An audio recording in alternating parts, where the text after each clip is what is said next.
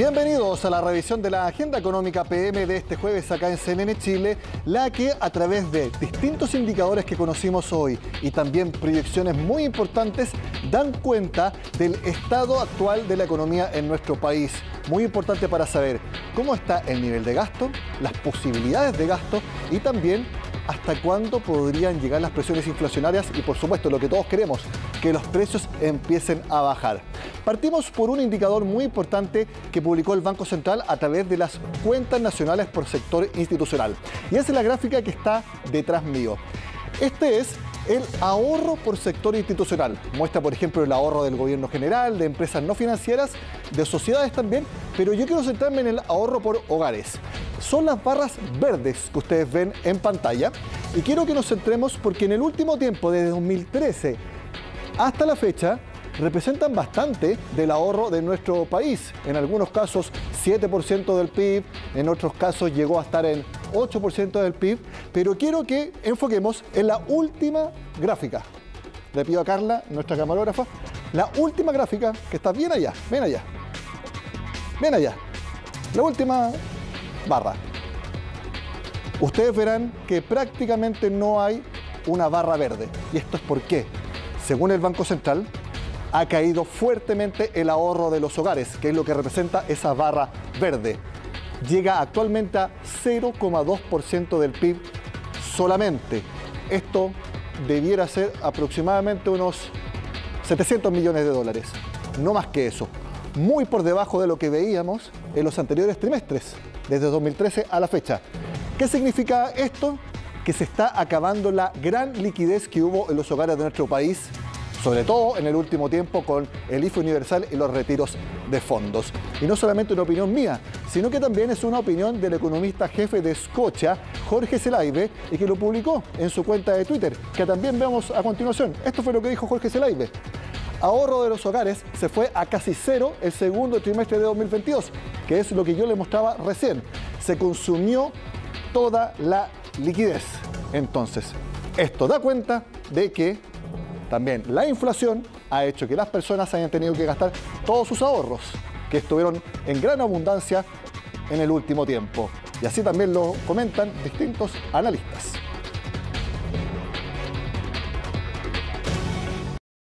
Lo que estamos observando, sobre todo a nivel de la familia, se debe a que el consumo se viene desacelerando y los ingresos disponibles también se vienen desacelerando con fuerza porque ya no se cuenta con los ingresos que entregó los retiros de los fondos de pensiones, ya no se cuenta con los ingresos que entregaron los IFE y por lo tanto el ingreso disponible no crece a las tasas de doble dígito que crecían en los periodos anteriores. En ese contexto, un consumo que se viene desacelerando, pero que todavía está a niveles altos, con un ingreso disponible que se ajustó en forma importante, te hace fundamentalmente que la diferencia entre ingreso y consumo, que es el ahorro, básicamente hoy día esté muy cercano a cero, y eso es un poco lo que reflejan las cifras.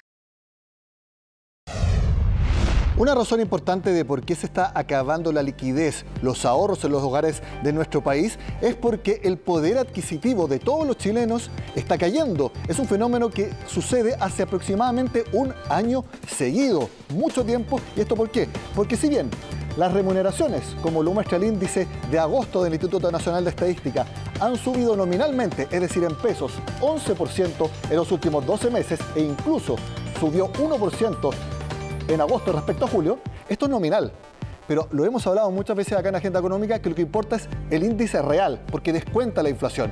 Y eso es lo que muestra en la tercera línea de la gráfica.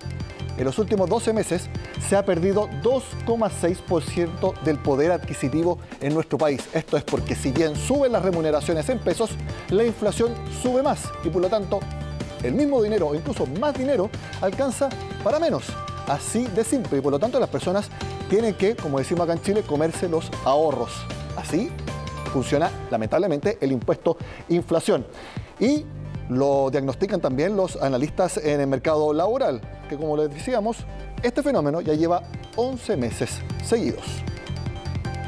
Esta es la 11ª caída consecutiva en términos anuales que tiene el índice de remuneraciones reales y en definitiva lo que esto significa es que los salarios están perdiendo su capacidad de compra en comparación al año anterior. Es decir, hoy en día las remuneraciones compran menos bienes y servicios que lo que compraban hace un año atrás. La inflación es mayor que el crecimiento de las remuneraciones. La inflación en agosto fue de 14,1% anual y entonces, como la inflación es mayor que el crecimiento de las remuneraciones están perdiendo su poder adquisitivo. Entonces la gran pregunta es ¿hasta cuándo tendremos inflaciones grandes como hemos visto en el último año y medio, casi 2 años en nuestro país? Al menos hasta octubre. Miren, esta es la encuesta de operadores financieros que publicó el Banco Central este jueves. Mañana vamos a conocer el IPC de septiembre, lo publica el Instituto Nacional de Estadística a las 8 de la mañana. ¿Y qué se anticipa? Que va a marcar 0,9%, muy en línea con los últimos meses. En octubre se espera que sea casi igual, 0,85%. Ahí ustedes pueden decir que en verdad septiembre y octubre es 0,9%.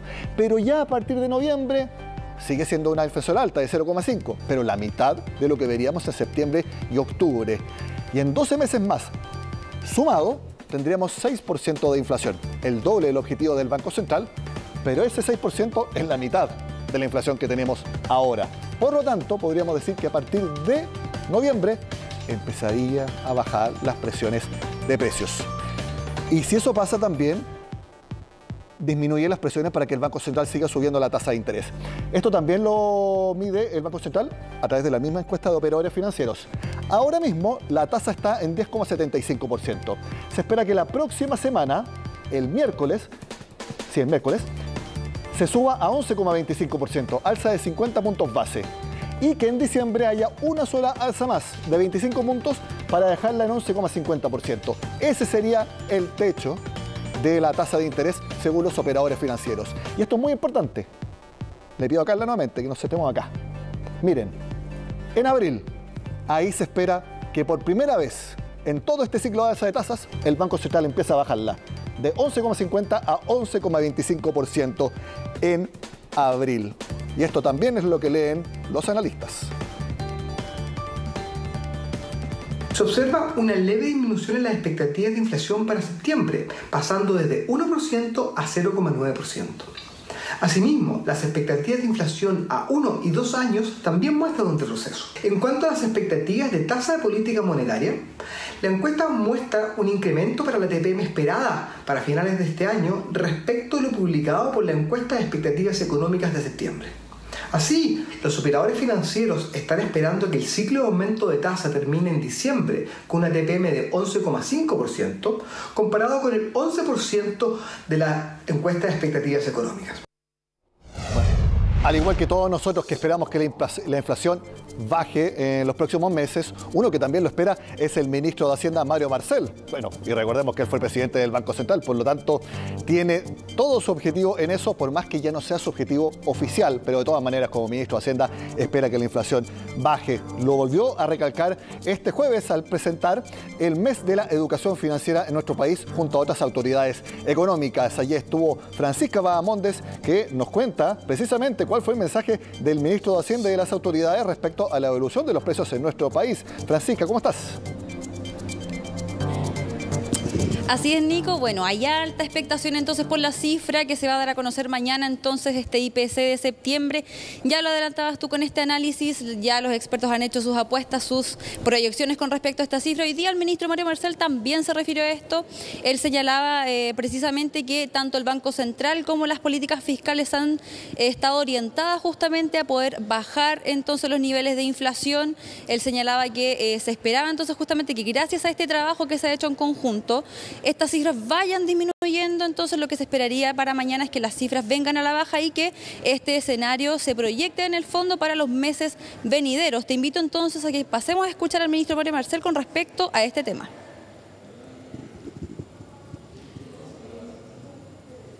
fuentes internas de presión sobre la inflación ha hecho lo que tiene que hacer oportunamente, y eso nos va a ayudar a que en los próximos meses, sea con el dato que viene, que se entrega mañana, o los datos que siguen después, vamos ya a empezar a ver una caída de la inflación, y eso creo que nos da una luz de esperanza para efectos de las perspectivas de los hogares, de las familias que son quienes más se ven afectados con esto.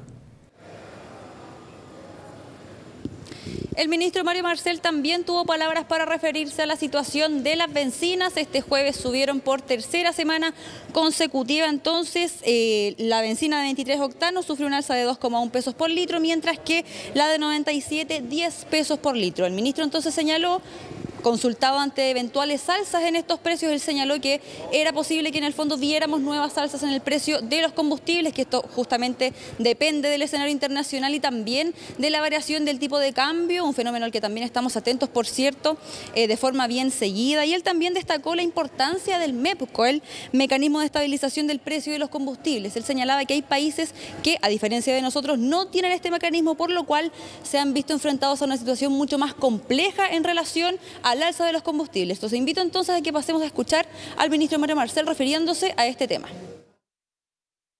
Para las semanas siguientes vamos a seguir teniendo esta situación de algunos productos que tienen todavía algún alza, otros que se van quedando ya más estabilizados o incluso con alguna baja, dado lo que va ocurriendo con los precios internacionales y con el tipo de cambio.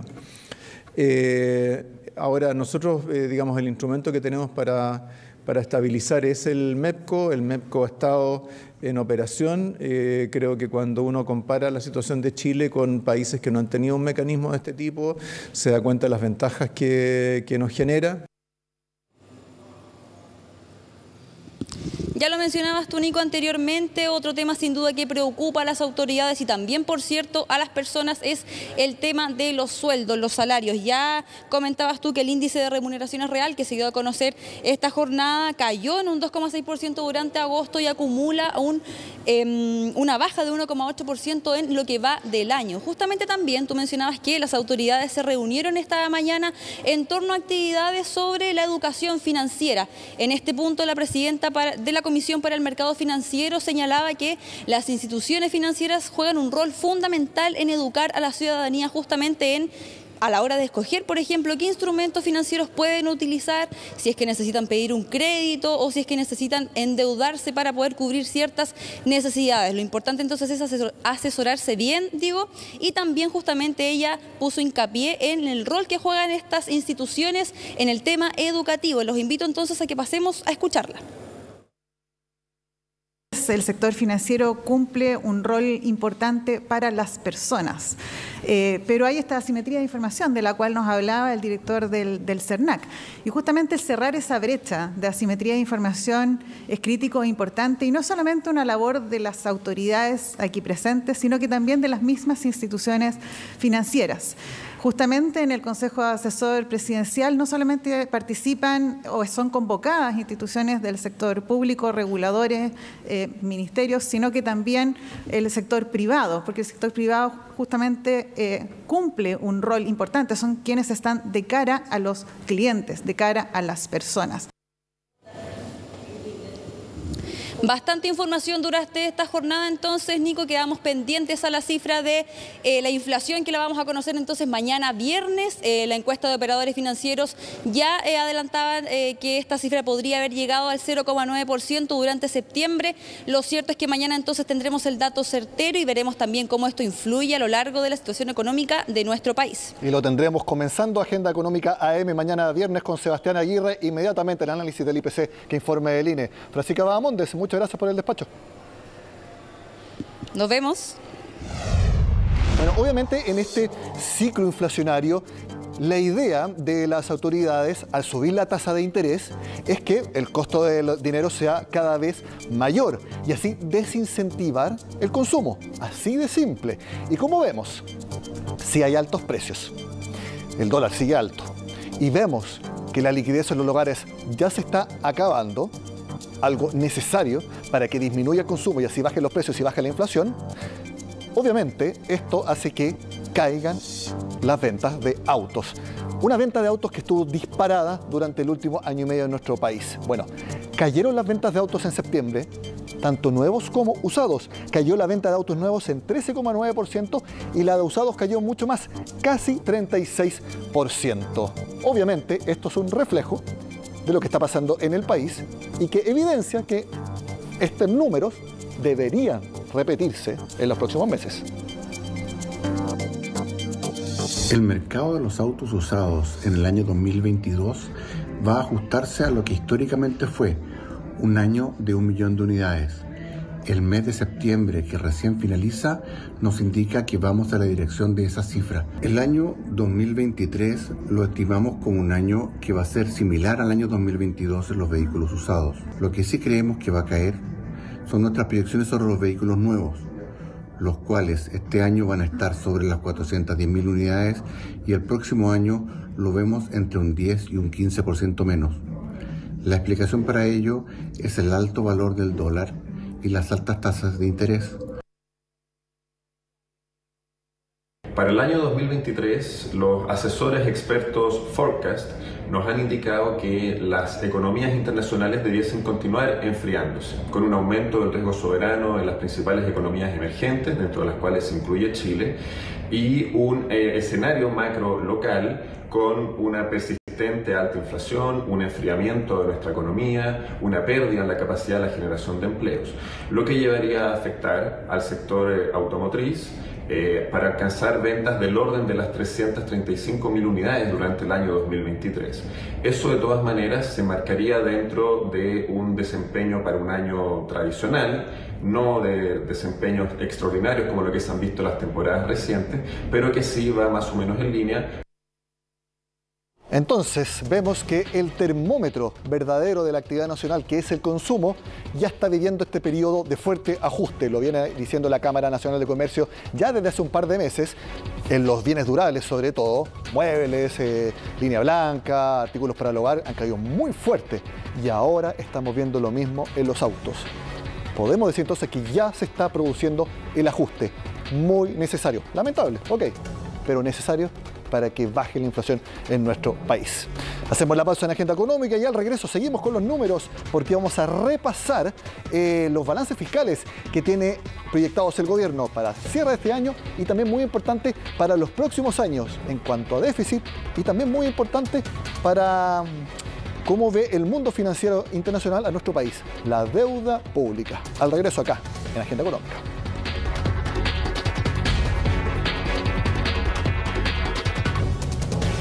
En los últimos 2 años vimos cómo la pandemia hizo que el gasto fiscal se disparara prácticamente sin registros similares anteriores en la historia económica de nuestro país. Pero obviamente eso tiene que parar y ya está haciendo. Y lo vimos esta semana porque el gobierno informó las proyecciones para los próximos años de los balances fiscales. Y queremos repasarlos acá en Agenda Económica porque todo indica que ese ajuste ya empezó.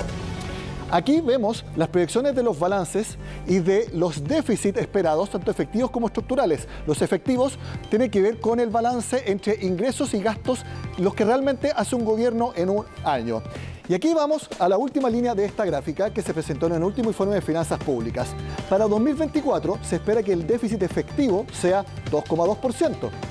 Para el 2025, 1,2%. Para 2026 vaya siguiendo esta senda de irse reduciendo a 0,2 y el año 2027 ahí tenemos superávit efectivo. La última cifra que vemos ahí, 0,3%. Eso es el balance efectivo. Pero el más importante es el denominado balance estructural, que tiene que ver con ingresos permanentes de todos los años para un gobierno, cualquiera que sea, pero con gastos permanentes. Por eso el balance estructural es mucho más importante que el efectivo, porque el efectivo, por ejemplo, si hay un problema en un año en particular, eso se cuenta como balance efectivo. Pero lo importante son los permanentes. Y lo vemos en esta línea, también muy importante.